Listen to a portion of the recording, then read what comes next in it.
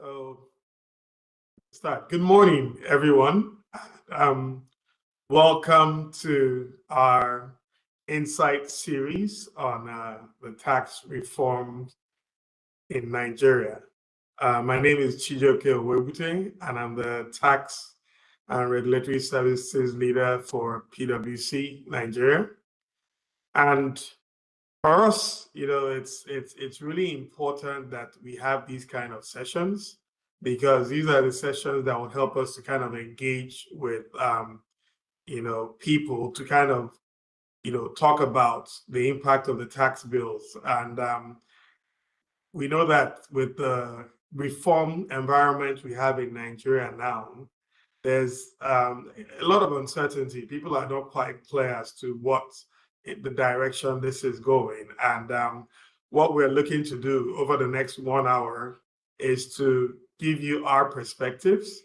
The focus will be on individuals, startups, and from the feedback we've gotten from our sessions so far, it's really been interactive, and people have been able to also kind of create opportunities to actually engage with us further.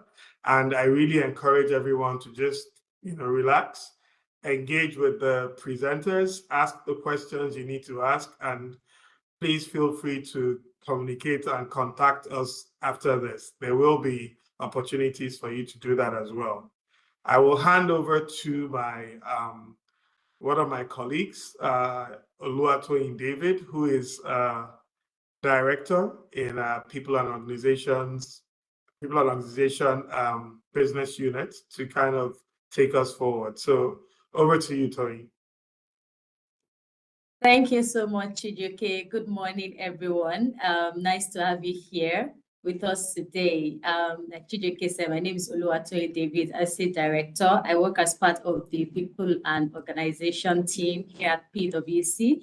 And this morning, we'll be looking at the tax reforms as it affects us as individuals. I'm sure everyone is interested in knowing what the implication might be for them.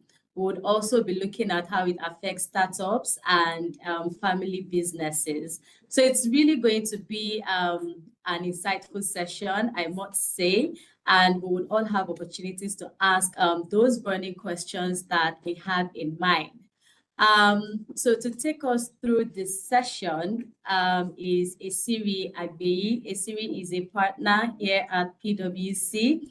She's also the Africa Family Business Leader. So, I mean, for you to see that, that's really the best person to take us through the session this morning. Esiri has a background in microbiology, and I'm sure we're all wondering, microbiology and accounting, what's the correlation? She's a well-rounded professional. She has, she's a fellow member of the Association of Certified Chartered Accountants, ACCA. She's also a member of the Institute of Chartered Accountants of Nigeria. She's a tax professional as well. And then she has gained some professional education from London Business School and the New York University. So Esiri, over to you. Thank you very much, Toyi. Okay. Thank you very much, Toyi. Very happy to be here with everyone. And this is the best part of the series, just so everyone knows, because we've had previous ones, but this is as it touches your own individual pockets, family businesses, but also startups as well, is what we'll be focusing on. As we all know, the reform is huge. I must say that. So this 1 hour session would not cover every single thing. I hear there's an echo. All right, so I'm just going to go on with the presentations.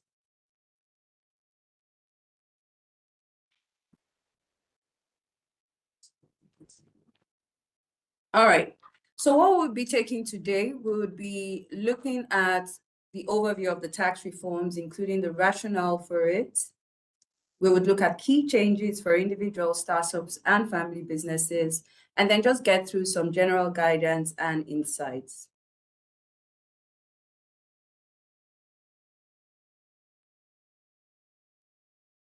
If anyone hasn't heard just now or heard in the past few weeks what has happened, this page is for you. So the president has signed the 4 bills into law on the 26th of June.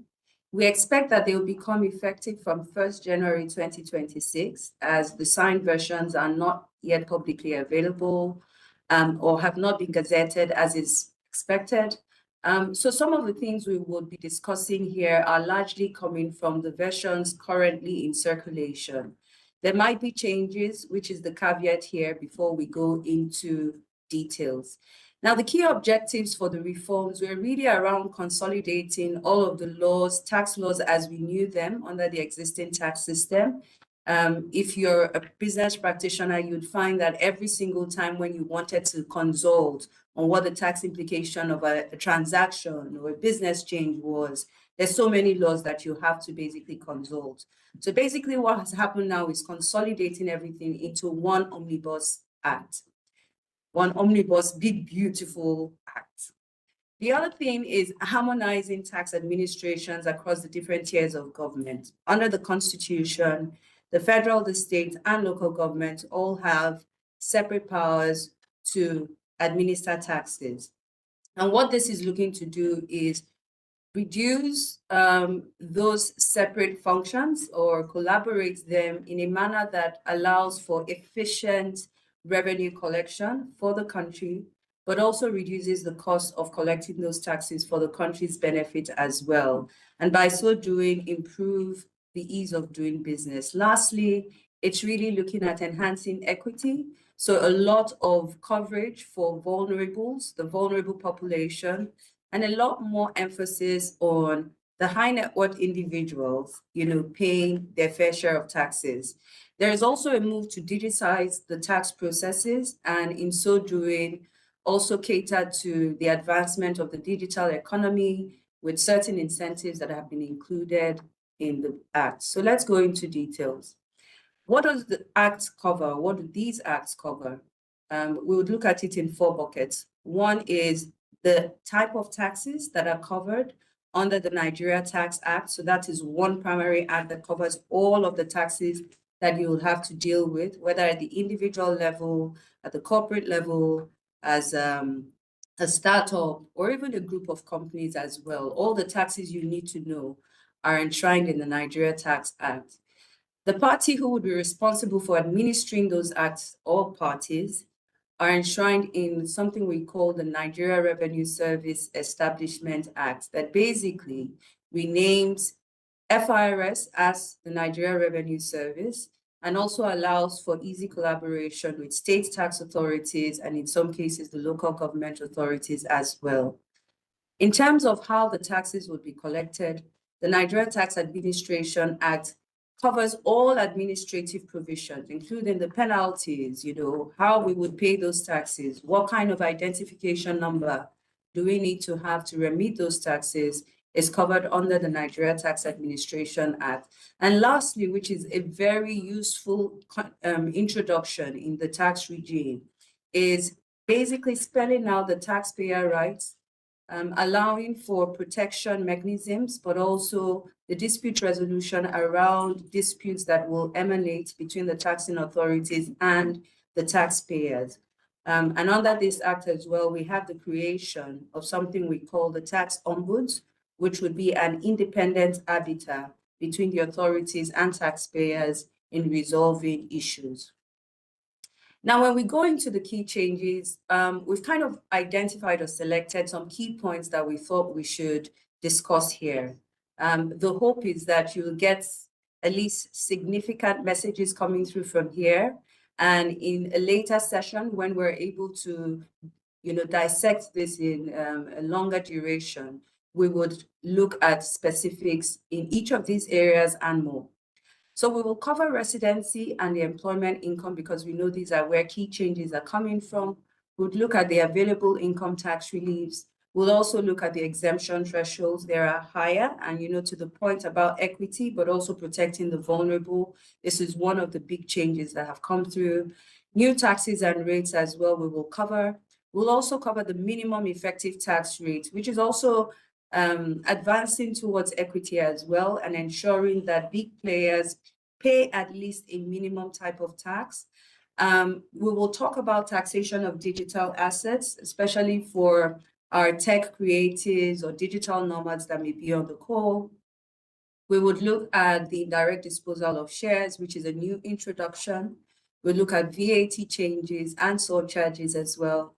Look at startups and the EDTI framework. The EDTI is basically the Economic Development Tax Incentive that has replaced something we used to know as the pioneer status. And the pioneer status basically gave you some holiday which exempts you from taxes, income taxes. And we'll look at the changes in that framework. Then we'll look at the Joint Tax Administration and the tax ombuds as well. To start off, one of the big changes we're seeing for individuals will be the way they would be taxed. How do you identify who's taxable in Nigeria on a worldwide income basis? And who is taxable in Nigeria on only income that has been sourced? There's a concept we call residency, which some of us will be familiar with.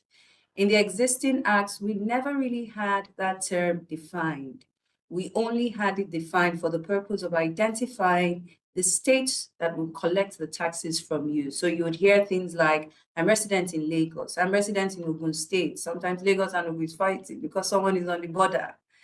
Those were what we had enshrined in the act. But when you looked at the larger context, you didn't have that context defined in the sense of if a foreigner came in here, or even if a Nigerian had jackpot or left, would they still be considered tax residents for a period of time?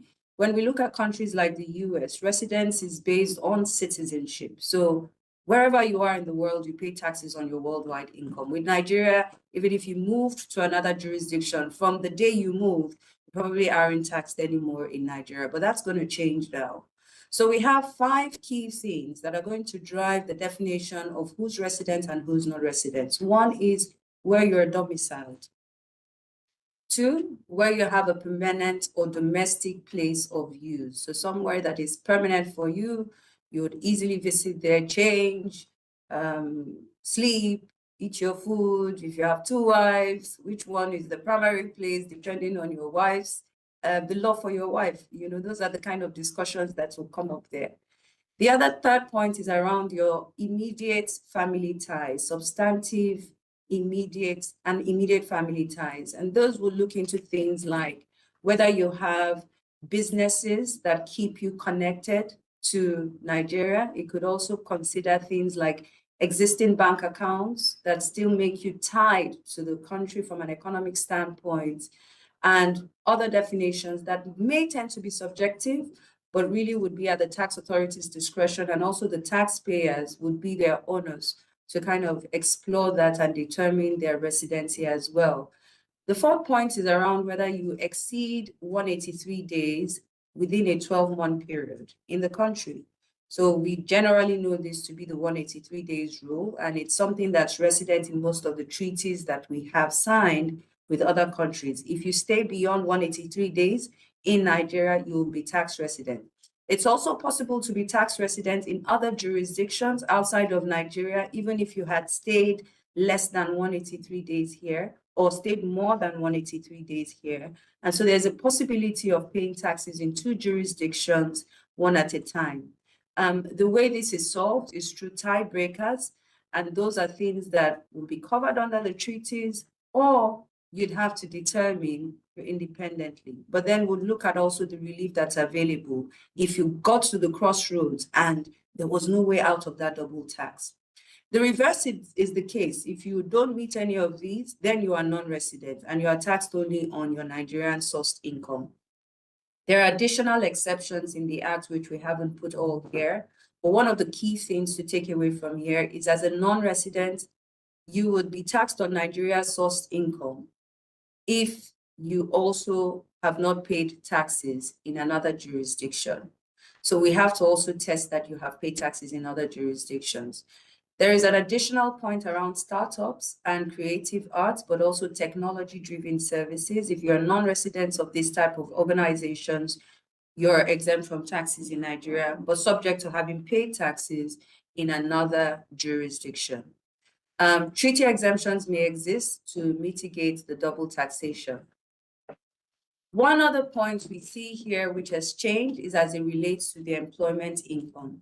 Remember that as a Nigerian resident, you would have to pay taxes on all sorts of income. Your employment income, your side hustle, your business income from other jurisdictions. You travel to the US, you're selling hair. That income is also taxable.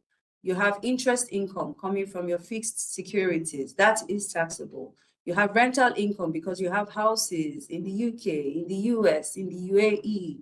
You're a Nigerian resident, that income is also taxable. So you would bring all of those income streams together and calculate your taxes on them. On employment income specifically, there are additional conditions that are set there for Nigerians. If you're a Nigerian who is working abroad and your income is exempt in that foreign country, so say you work with a regional FDI, a FDB, or IFC, you work in a foreign country, your income is not taxed in that foreign country because there is an agreement with Nigeria that exempts that tax. You would be required to file taxes here in Nigeria, pay taxes in Nigeria now, simply because you're a Nigerian. And the same applies with international organizations. Yeah. So let's look at a quick example, and this is also coming from what we have spoken of previously. Tunde is a Nigerian citizen, performs all of his employment duties in Ghana, and assuming Ghana exempts his remuneration from tax due to an agreement with Nigeria, Nigeria will tax Tunde's salary. The income would otherwise go untaxed if Nigeria didn't tax it, and what this law is looking to do is plug those kind of loopholes. Let's look at also something around the relief. Remember, I said there is a possibility that individuals might now be subject to double taxation. If there is a treaty with Nigeria in the past and currently, you can get a credit that you would use to reduce the taxes that you'd pay in Nigeria. If there was no treaty, however, you probably don't get a full credit. You get a deduction of that tax in Nigeria. And the difference then would be you don't get the full amount dollar for dollar or naira for naira as a deduction to offset. So you kind of lose in that sense. But now there is a clear credit relief that's available even where there is no treaty. So it increases the bandwidth for how much you can deduct as credits. So if we had a scenario where this individual, for instance, let's call him Musa for sake of argument, had houses in Mauritius, and he had a house in United Kingdom that he was renting out and generated 300,000 from rent, generated 150,000 from rent in the United Kingdom. In Mauritius, he had paid 30,000 in taxes, and in the United Kingdom, 15,000 in taxes. These are not the real tax rates in these jurisdictions. They are only used as examples. Previously, your credit would be available at a minimum of 15,000 from the UK because we have a treaty with the United Kingdom. We don't have a treaty with Mauritius, however, so the credit available is probably the tax amount applied on that 30K, so really lower. But now you get all of those taxes as a credit to reduce the amount that you might pay in Nigeria. So as an example, if we take the total 450K and apply 20% on that, assuming that to be the Nigerian tax rate, you'd have to pay $90,000 as taxes. Because you have credits in the form of the taxes you paid in Mauritius and United Kingdom in the form of 45K, it reduces how much cash you then have to pay to the taxing authorities. Reliefs, that's also another important one. And this has changed as well. The big change here is around the consolidated relief allowance. So we used to have something we call the consolidated relief allowance that basically gave you at least 20% of the taxable income as a relief. And what that did was it substantially reduced how much you paid in form of taxes. If you were in the top bracket, say, the top bracket we used to have was around 20%, 24%. If you took that relief off, you ended up at about 18% in form of taxes. Now that relief has been replaced. So it's lower, and it's the lower of 500,000 or 20% of the annual rent that you pay, with some conditions. You do have to disclose the landlord that you are paying the rent to.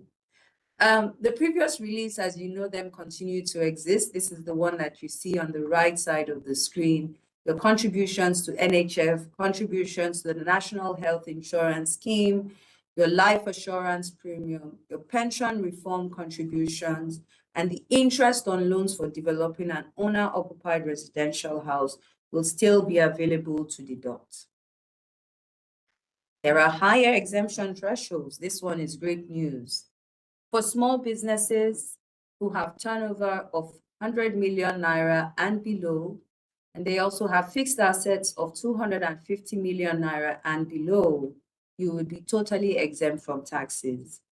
No income tax, no withholding tax, no development levy. The exception is professional services. So you provide accounting services, legal firms, real estate surveyors. You're excluded from this. So you're not a small business for the purpose of this act, and you would still have to pay your taxes. Individuals also have a higher exemption bracket on your individual income. If you earn 800,000 naira per annum and below, you're exempt from taxes. Also, we found that the first tax bracket has increased from 7% to now 15%. The top rate has moved from 20% to 20% to now 24%. In terms of redundancies, we also have that if you were given a compensation because you lost your employment as a result of a redundancy, there was a big change, you know, in the organization that required that a big division needed to be skived out, then whatever compensation you get for the loss of your employment has been increased now from tax exemption from 10 million to now 50 million naira. So if you were paid 100 million naira as a ballpark sum, 50 million of that will be exempt, and then the extra above that will be taxed, which is your 50 million. Capital gains, good news is that now losses are deductible, and I think we'll start to appreciate more why this is important, more for the digital assets, because now there is a clear taxation rule around digital assets like your cryptocurrencies, those Bitcoins that we have, non-fungible tokens, those will all fall in that category. So if you sold any of those and there was a capital loss, make sure you keep a record of those losses because you can take a deduction for them when there is a gain in the future. There are new taxes and rates that we all should be aware of. Development levy is a new term. It's a new term. 4% of your assessable profits is now referred to as the development levy, and really consolidates. Again, remember the objective for this reform is about consolidating. We don't want too many taxes that we have to always remember. We've kind of, you know, merged that into one single levy. So it's replacing your education tax, the IT levy, the NASENI, amongst others. And if you add all of it, actually, it comes up to about 4%. Small businesses and non-resident companies do not have to pay this levy. These are the PIT rates, all the way from your 0% to 25%. And then you can see the different brackets there. Your first 2.2 million is now at 15, 9 million at 18, and all that.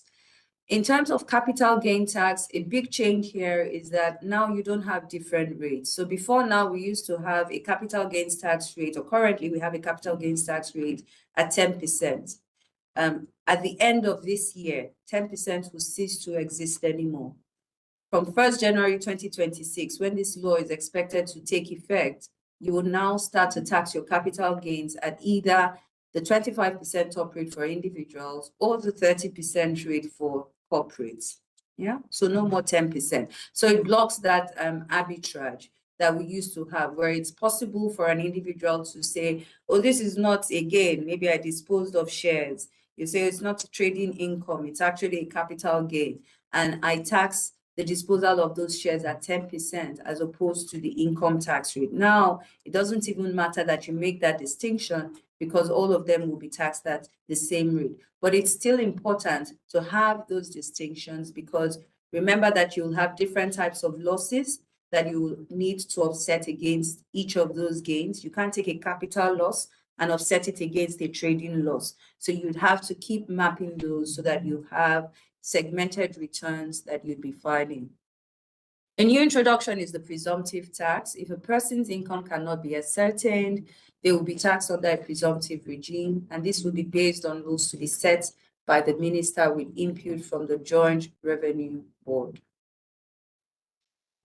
There is a minimum tax for Nigerian companies, and we had a session on non-residents earlier. You can also find that recording where we have dealt with this in detail, but I thought to bring this up here as well because Nigerian companies have been redefined. So a Nigerian company is not simply on the surface of it, a company that has been incorporated with the CAC. It's also a company that's effectively managed out of Nigeria.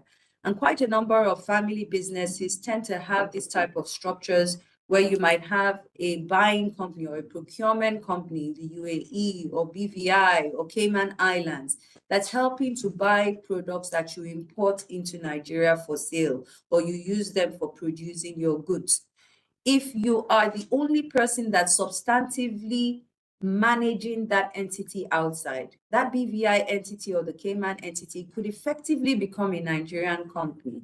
And so you'd have to consider whether they should be also paying that minimum tax, because whether we like it or not, in some of those jurisdictions where these entities have been set up, they actually are low tax jurisdictions.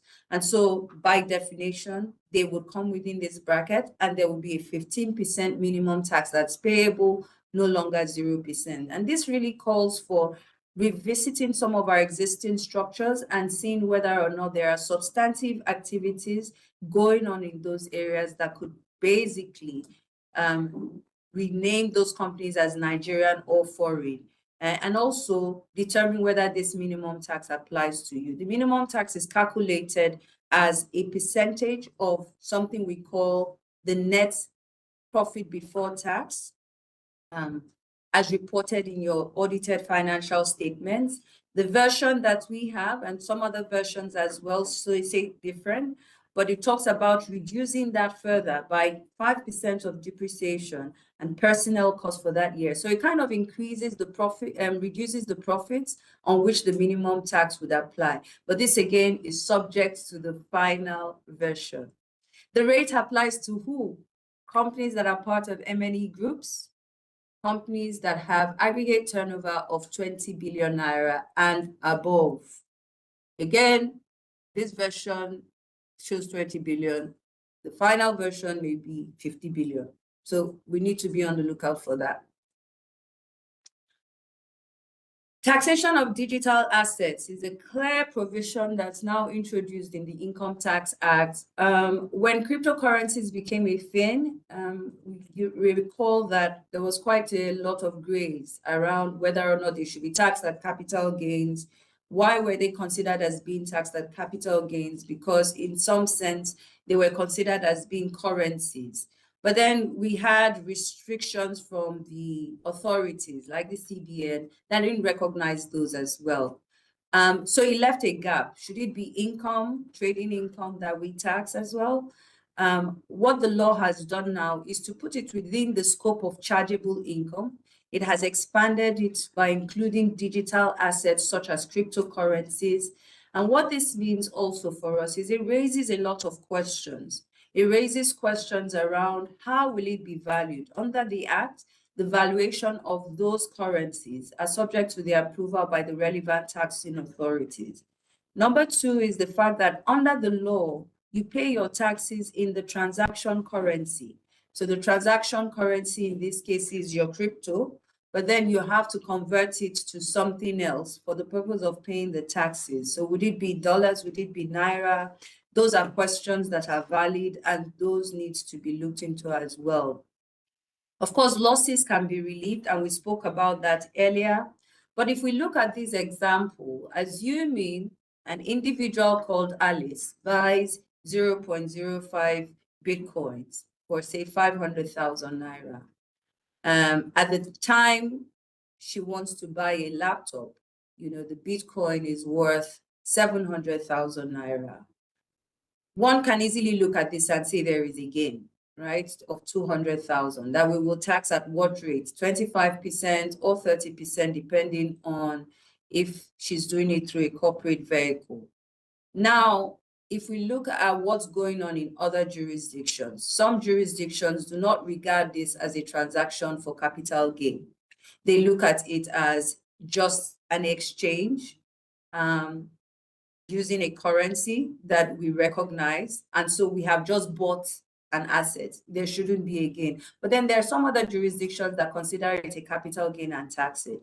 So these are the kind of rules that we think will emanate following this act to give guidance on the implementation challenges that we see here, ranging from the volatilities that one will experience, how the taxing authorities will have access to the valuation of those if they don't have access to those crypto exchange platforms, how it will be treated from a cross-border perspective. So you're, say, a Nigerian sitting out in the UAE, you bought the Bitcoin, would I still have to pay taxes to Nigeria or not?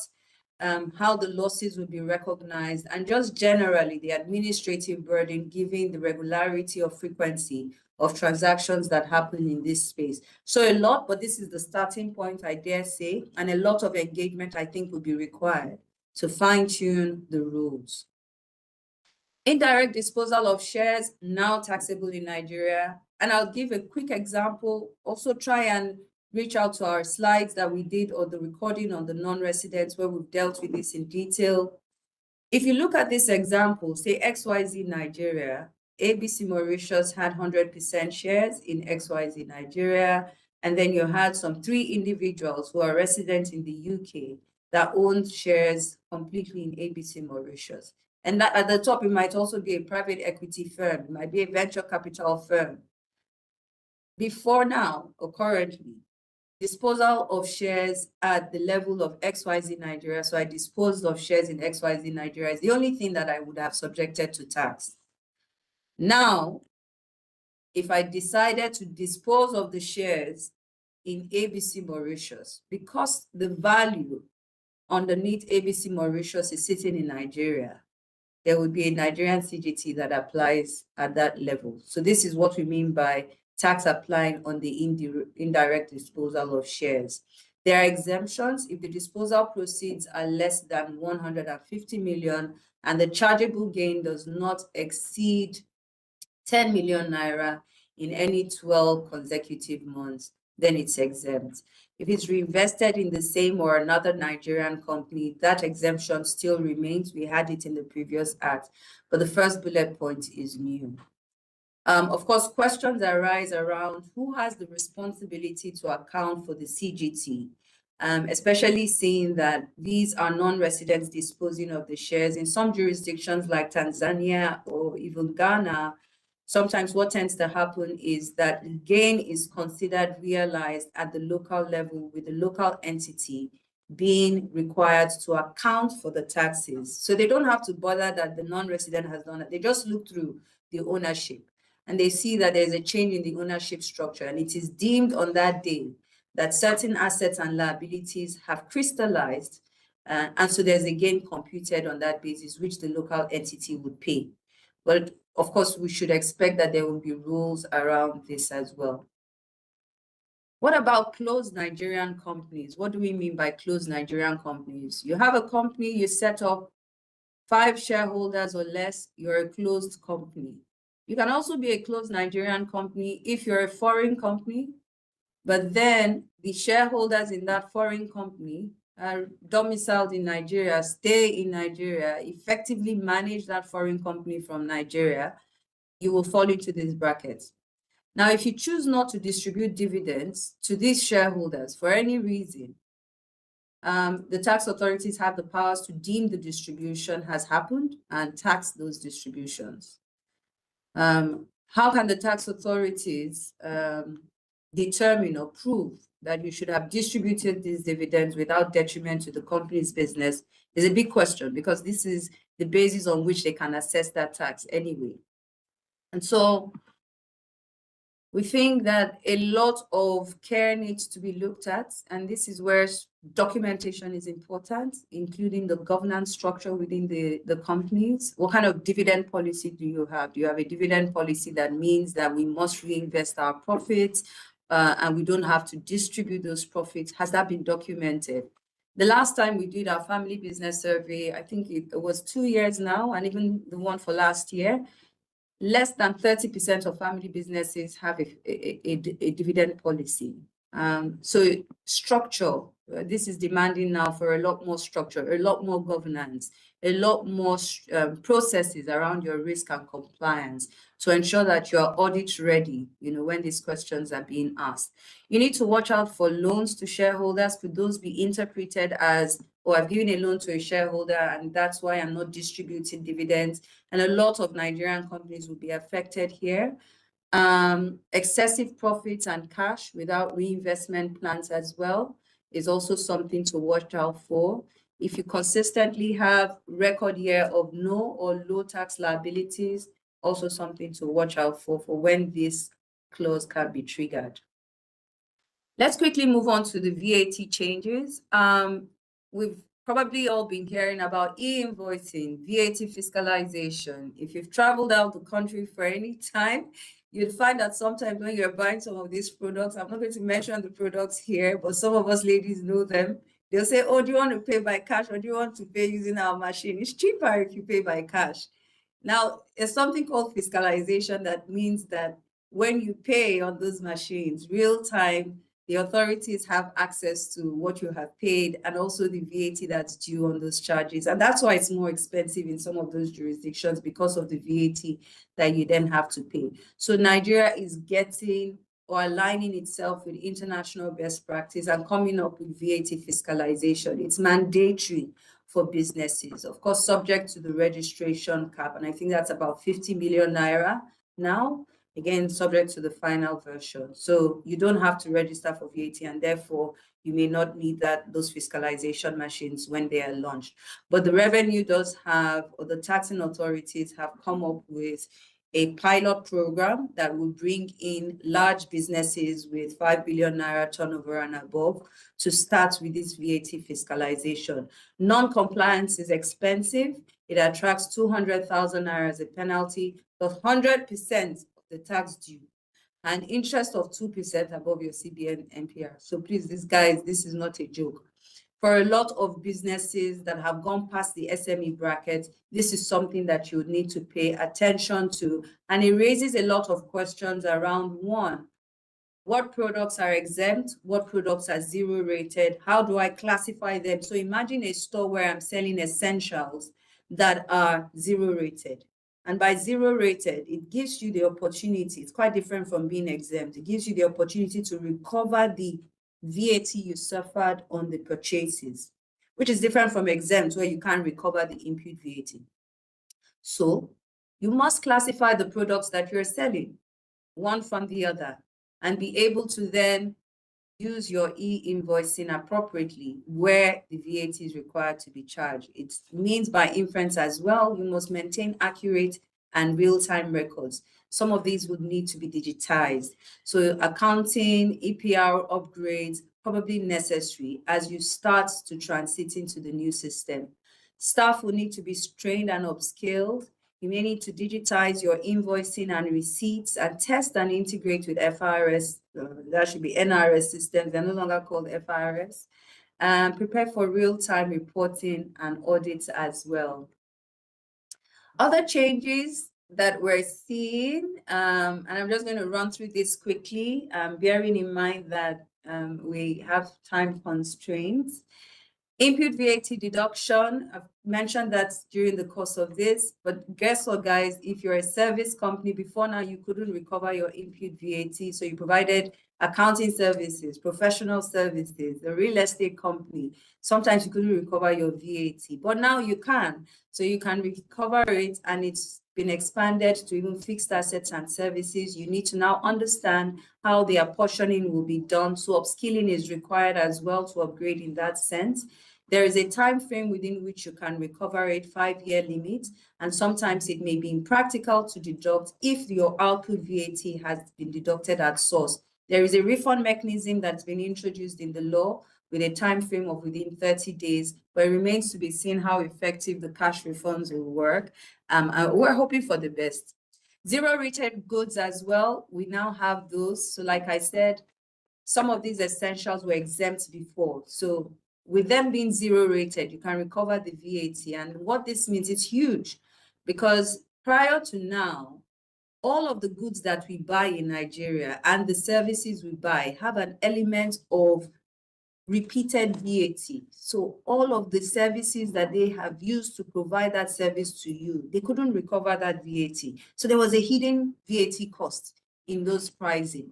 Hopefully, with the fact that you can recover this VAT now, the prices of the goods might drop or maybe stabilize, because whatever has gone up doesn't really come down sometimes with the pricing of goods and services. So we'll see how that goes. But there's a long list, and we've just put some of those items here. There's a surcharge that the Act has also introduced called a fossil tax at 5% on fossil fuel products. And this is really moving us to that green era where we need to start reducing our carbon footprint. It does not take effect immediately, and the effective date will be announced by the Minister of Finance. There are certain products that have been excluded from the fossil tax, renewable energy products, household kerosene, cooking gas, CNG, but definitely diesel will attract a tax like this if it is ever imposed.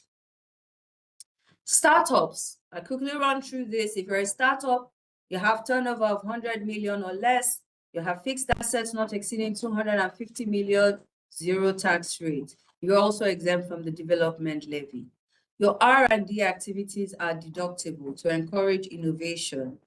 Gains from investments in startups. So you're a venture capitalist, a private equity firm, you have an interest in a startup. If you dispose of those shares, they are exempt, but you must have held those shares for at least 24 months before you enjoy those exemptions. The employment income of the non-resident employees that work with startups are also exempt from taxes. And I think we mentioned that before. So you're a non-resident that works with a startup or a creative arts arrangement, so movies, all of this theater production, you bring in foreigners to work here, musicians, and the catalog of people that follow them, maybe they're bouncers, they're non-residents, they are potentially exempt from tax in Nigeria if they have paid taxes, and the same applies to startups as well. The business expense deductibility rule has now been restricted to whole and exclusive and reasonable tests and the necessary tests removed, so it increases the ability to deduct. There are tax incentives as well for certain sectors, and we've mentioned some of these here. If you see your sector, shout for joy. It replaces the pioneer status as we knew it, that used to give a tax holiday of at least 5 years at the maximum.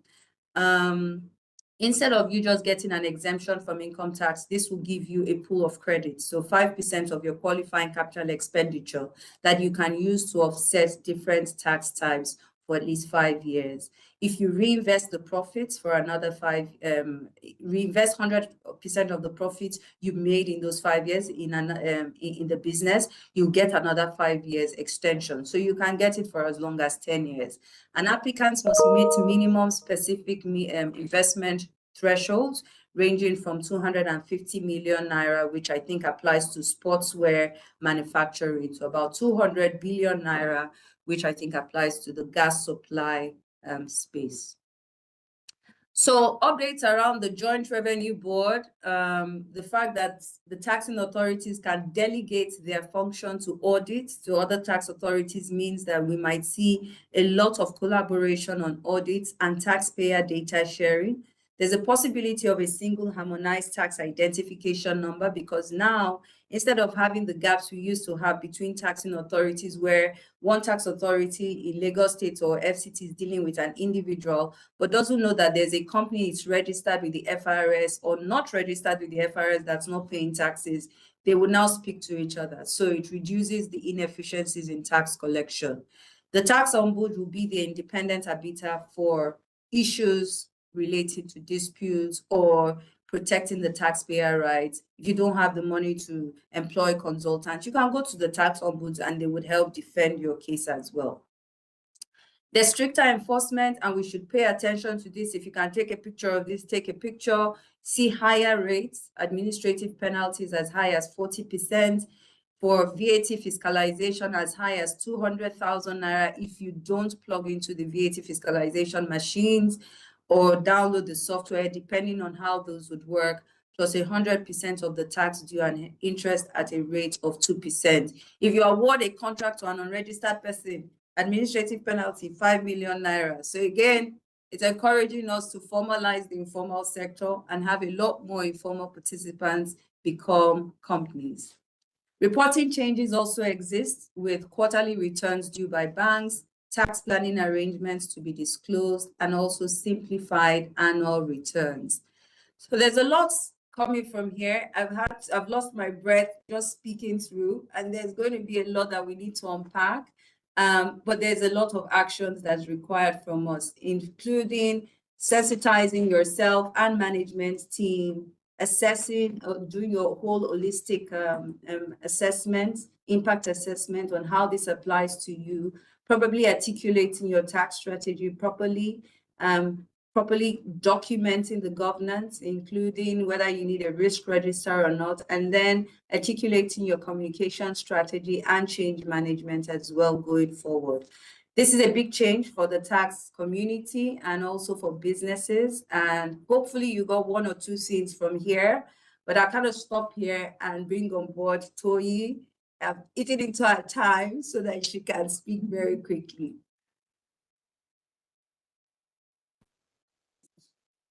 Okay, thank you so much, Esiri, for that insightful session. And it's actually interesting to see that our participants are already thinking restructuring. So there is a question here. For SMEs, are there provisions to take care of SMEs owned by the same persons? What prevents someone from establishing different SMEs and keeping them all under 100 million naira? Okay. Great question, yeah. So there's joint administration now. So let's hope that you'll be able to hide under the cover, but I doubt it. But there really will be a sharing of information across board, and the tax authorities have ample powers to identify where there's tax avoidance and basically raise an assessment. So it will be in your best interest to do that only where it is commercially reasonable to do so. Yeah. Okay, thank you, Esiri. Another question. Will the 15% minimum effective tax rate be applicable to companies that have net loss before tax? So if you have a loss, yes, you would have, because remember that one of the trigger points would also be your turnover. So you'd have to look at the turnover. But then the question will be, if you have a net profit before tax or a net loss before tax, it's possibly unlikely that there will be any taxes.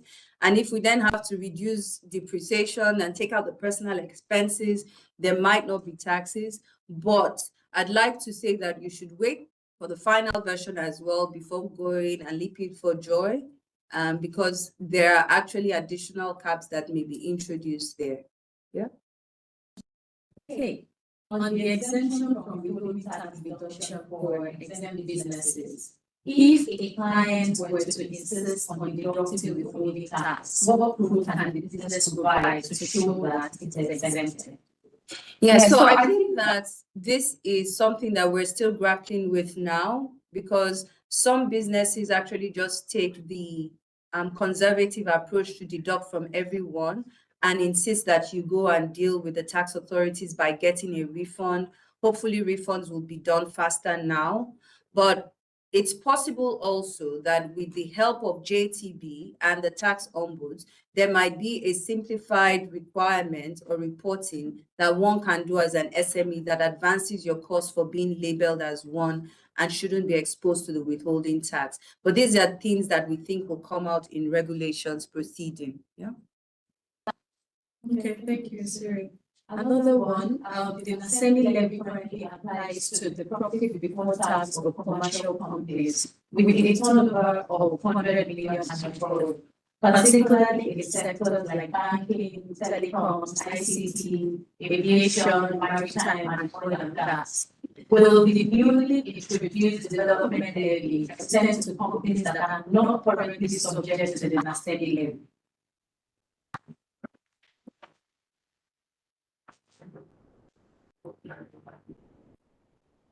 Sorry.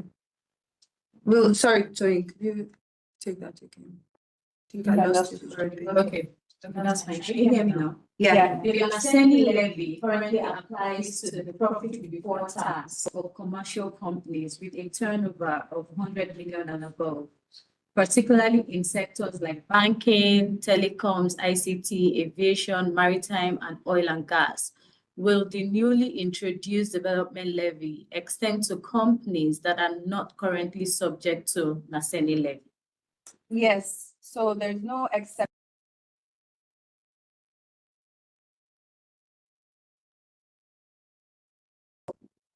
There is no exception to the development levy, so it will apply to all companies apart from SMEs.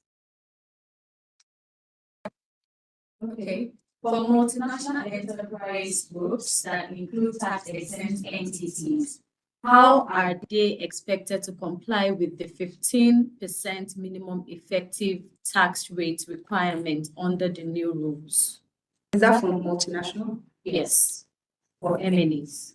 Okay, so MNEs who find that they are tax residents or they have established an SCP, a significant economic presence, or have a permanent establishment in Nigeria would have to register for taxes. They have a minimum tax of at least 4% of their tax that they have to pay here. Nigerian headquartered companies also have a minimum tax they would pay. But then if their foreign subsidiaries do not add up to that 15% tax, it's not the foreign subsidiary that pays, it's the Nigerian headquartered company that pays the top-up tax. So in different scenarios, you would have different payers depending on what they are registered for. Okay, so someone would like a bit more clarification around how to recover increased VAT where there is no output.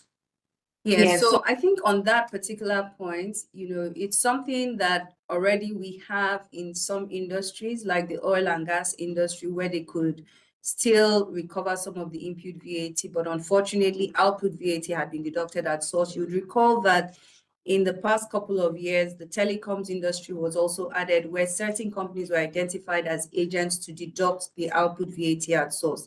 So it remains a problem because then if the output VAT has been deducted, you're trapped with input VAT, and you can only recover that by applying for a refund. So there are two possible ways. One is getting a refund directly from the government, a cash refund, or that refund being admissible as a credit to offset other taxes. But then it would require that you interact with the taxing authorities, they approve it, and hopefully they can do that within a 30-day timeline so that you can utilize it. Okay. What about the minimum tax for companies that have no taxable profit? Is the loss carried forward still indefinitely? Oh, yes. So tax losses can be carried indefinitely. Okay. So there's a question around employee reliefs.